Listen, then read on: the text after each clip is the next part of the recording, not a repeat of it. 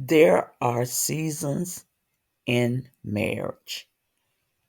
There are seasons in marriage. In marriage, we will go through different seasons in life.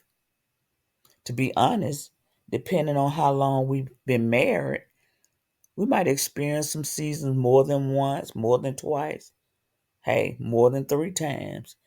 I've been married 46 years and I have seen seasons come and seasons go. Seasons come and seasons go. Seasons are inedible. We must learn to embrace each season as a learning experience. Stop and just ask yourself, what is this teaching me, whether it's a good season or a bad season?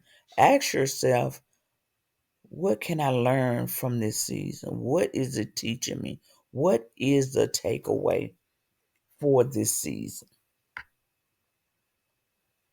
Let us talk about the four seasons in real life. You know, the real life seasons where we wake up, it's cold or it's hot or it's raining or the trees are blooming, the flowers are blooming. Let's talk about the seasons, the real season of life, and just see how they compare to the season of marriage. How do they compare to the seasons of marriage? First, we're going to talk about springtime. Let's think about springtime. Springtime is a new beginnings and growth. New beginning and growth. This season represents the early stage of marriage or a renewed phase, full of excitement, hope, and fresh love. Couples experience joy, discovery, and blossoming of their relationship, nurturing their bond with communication and shared dreams. This is the spring season. Can you relate? This could be the early stage, or if you have been married for some time, it is the renewed phase. That is the renewed phase. Then we have summer. Summer, passion, and maturity. A time of warmth, deep connection, and flourishing love. This season signifies stability, commitment, and the ability to weather challenges together.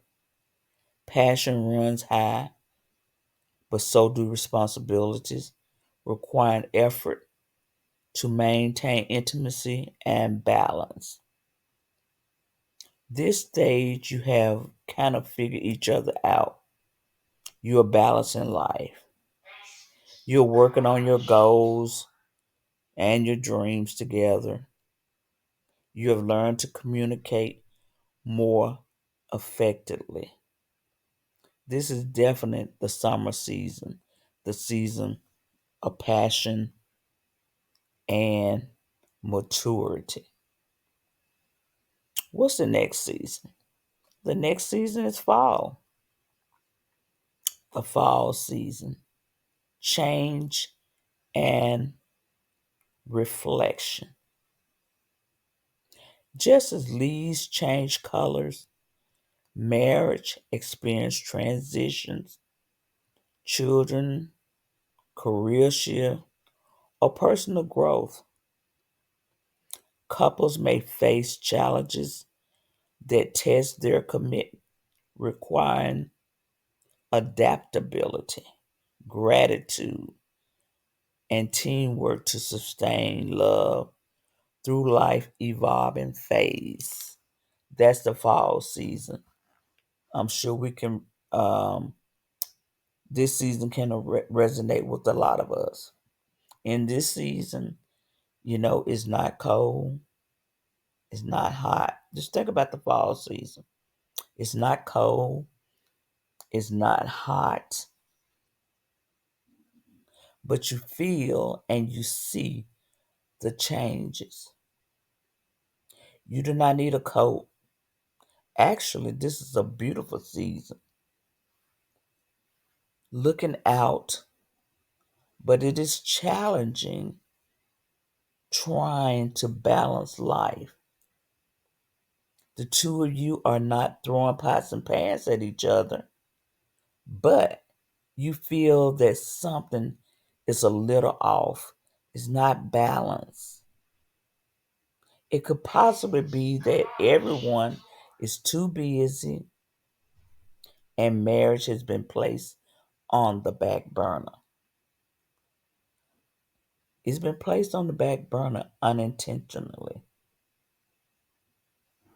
Intimacy, communication, dating is on survival mode because of business. You have to get it in where it fit in. Slow down and evaluate what is needed and strive to do it.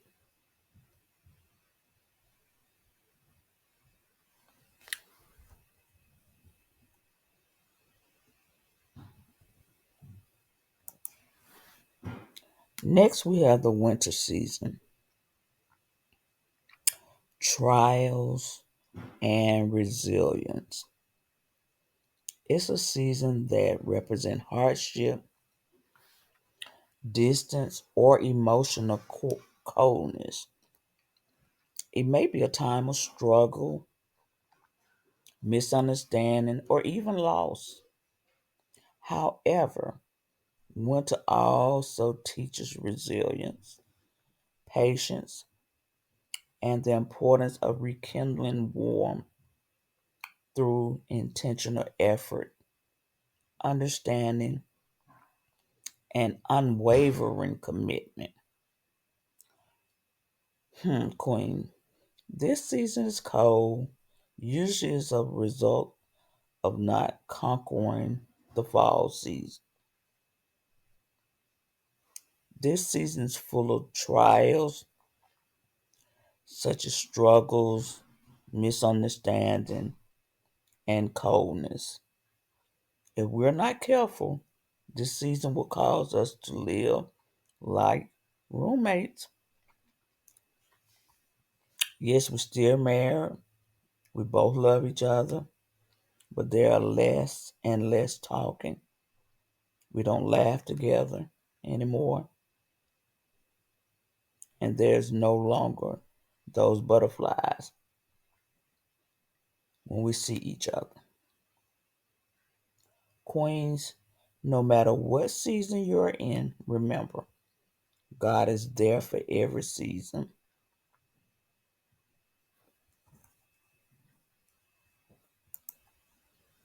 He wants us to recognize the seasons, embrace it, and be willing to make any necessary changes at all costs to make our marriage a thriving marriage.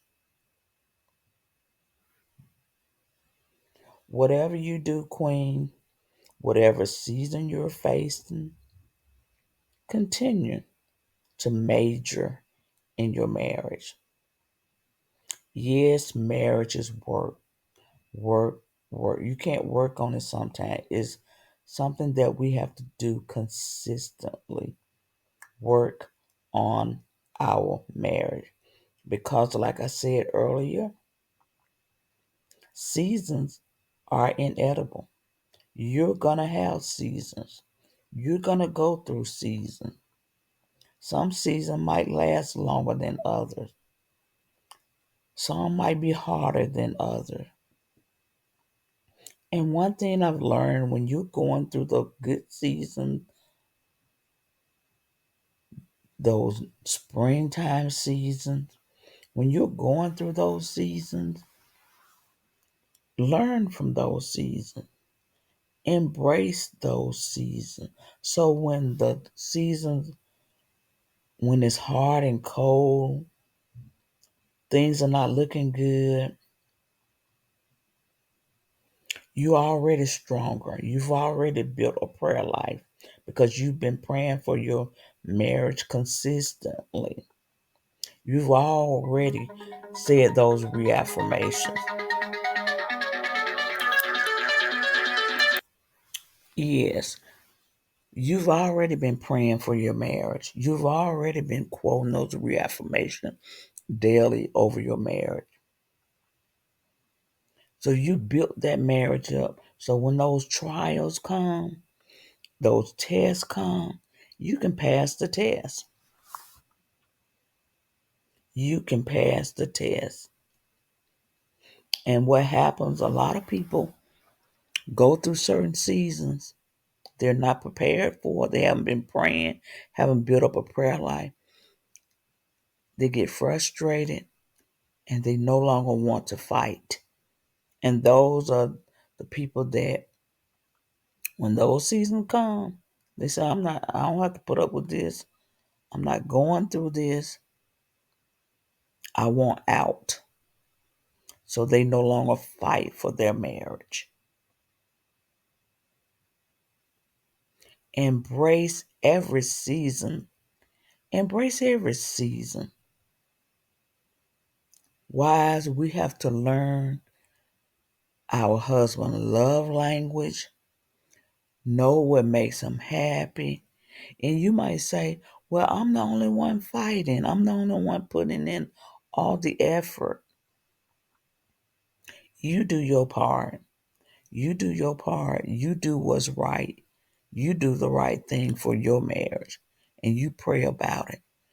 Because one thing we can't do, we can't change our husbands, ladies. And we put in too much effort trying to do that. We can't change them, only God. You have to give them to God and pray for him consistently. But you have to set forth that example as well and do your part. So if the marriage doesn't work, you can look and say, wait, I know I gave it my best. I gave it my all. And remember, when you say that you've given it your all, be true to yourself. Have you really, really given it your all? Have you just disconnect yourself from the marriage? Are you walking around not talking? Are you walking around bitter, angry, which is making your life more miserable? Because it has to be a miserable feeling to live in the house with someone and you're not talking, you're not communicating, you're unhappy. So don't make your life miserable. Find out what can you do. What can I do? What can I do? And sometimes you know what? We have to eat the humble pie.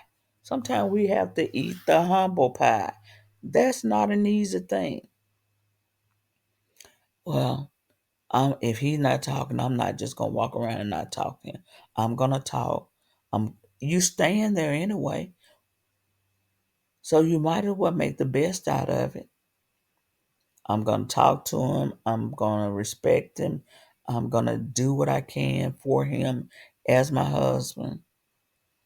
Instead of me, how can I get him back? How can I be mean? How can I show him? How can I prove myself to him? That's a lot of effort. It takes a lot of effort. Remember, you're not the only one. Every marriage faces challenges. Every marriage goes through seasons. You're not alone.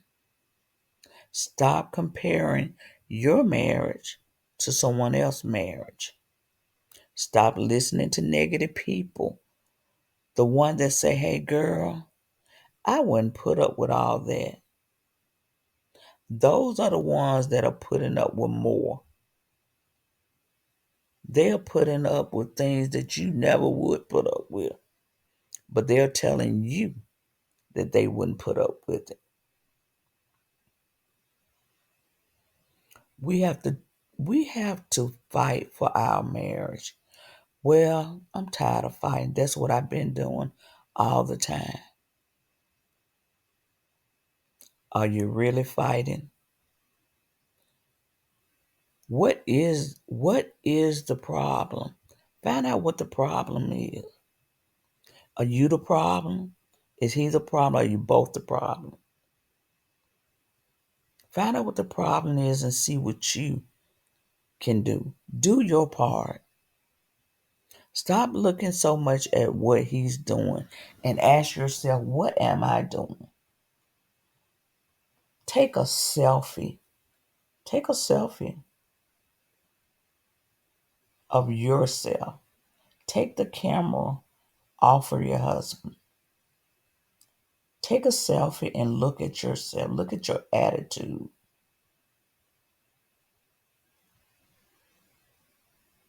Look at your attitude. Look at your behavior. Look at your spirit. What type of spirit you have? Are you a praying wife? Stop constantly saying what is not going on right in the marriage. Stop constantly saying what your husband is not doing in the marriage. Change, change, change. You keep doing the same thing, you're going to get the same results. Change up. Start off with affirmations every day. Write down some affirmations for your marriage. No weapon formed against us shall prosper. I'm the head, not the tail. Speak those things. My husband have eyes for nobody but me. I am the wife that God has called me to be. Speak those, write some affirmation down. Get you 6 or 7. And every day speak those affirmations. Block out all the noise that is going on in the world. There's so much going on around, so much negativity. And start speaking affirmation. Give yourself a deadline. Say, Lord, I'm doing this 21 days to see if I see change. If I see change, I'm going to recognize what is it that has caused this change. Make sure prayer is something that you're doing. Those affirmations are something you're doing. Say something nice, do something kind for your husband. Recognize what his love language is. What is it that makes him tick? Some women don't even know their husband love language. There are 5 love language. Look up those 5 love language. Look up those 5 and decide which one. It doesn't have to be one. Sometimes we might have 2 love language. If your husband love language is act of kindness, that really when somebody do something nice for him, kind things for him, that really makes him happy. If you know that, then you focus hard on that particular love language. Be to your husband what you would want him to be to you. He don't never ask me out. He don't never take me out. He don't. Okay. Send him a text and say, I was just thinking about you and would like a date with you tomorrow night. You go out. You take him out. I promise you, he'll catch on.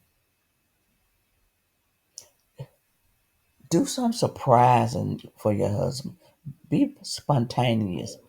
Stop doing the same thing all the time. The same thing, same way all the time. Be creative. Be creative in your marriage. Add some spunk to your marriage. We're not talking. We don't get along. We're not saying anything to each other.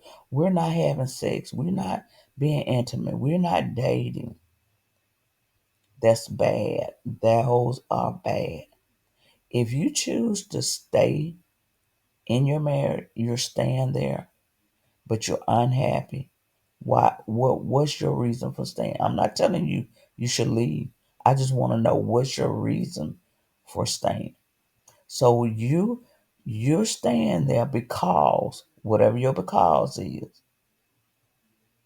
but you're unhappy because you spent so much effort trying to be mean, trying to act as if he doesn't exist, no talking, no communication, walking around in the house barely talking to each other. You stand together for children. What is your reason? So if you're gonna stay there, don't you think if you're gonna stay there, you need to be happy? I'm not cooking him anything. I'm not having sex. I get in the bed and we turn over. And why are you punishing yourself? Why are you punishing yourself? You punishing yourself. You staying there, but you're making your life miserable. Pray and ask God, Queen. Pray and ask God how to deal with your situation. If you're in that season, if you're in that season where everything is going good, y'all loving on each other, y'all communicating, y'all taking good trips, you you can't wait to see each other every day. Embrace that season, learn from that season, give God praise for that season. You have to pray in a time of peace. Everything peaceful, pray. Everything peaceful, do your daily affirmations. Everything peaceful, continue to talk. Talk about your goals, your dreams. Love on each other even harder. Be each other cheerleader.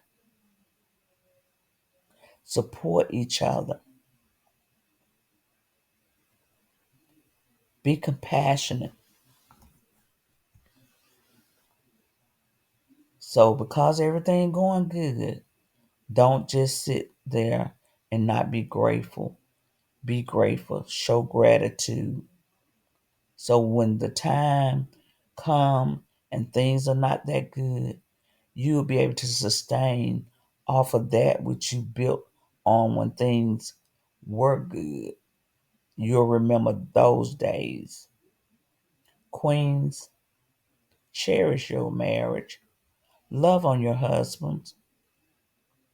Life is very, very short. Love on your husband. I think sometimes we, and it's not just with our spouse, I think sometimes we think that we're going to always be together. We're going to always um, have that chance to ask for forgiveness or to do the things that we know we need to do. We really think, we really, really think that tomorrow is promised to us. We really think that tomorrow is promised to us. Queens, let us continue to major. Major in our marriage. Find out what we can do. We as wives can do. Let us stop pointing fingers at our husband. Let us learn his love language so we can do our part. We can do our part. I hope that you have found value in this video. If you have, and it's free, give me a thumbs up. It helps the algorithm to know that somebody liked my content, and it pushes it up to the top where more people can find me. If you haven't subscribed, what are you waiting on? Don't keep shacking up with me. Make a commitment. Go ahead and subscribe. Hit the notification bell where you'll be notified each and every time I drop a video. Until next time, ladies, as I always say, always try to leave a person better than you found them. Be blessed.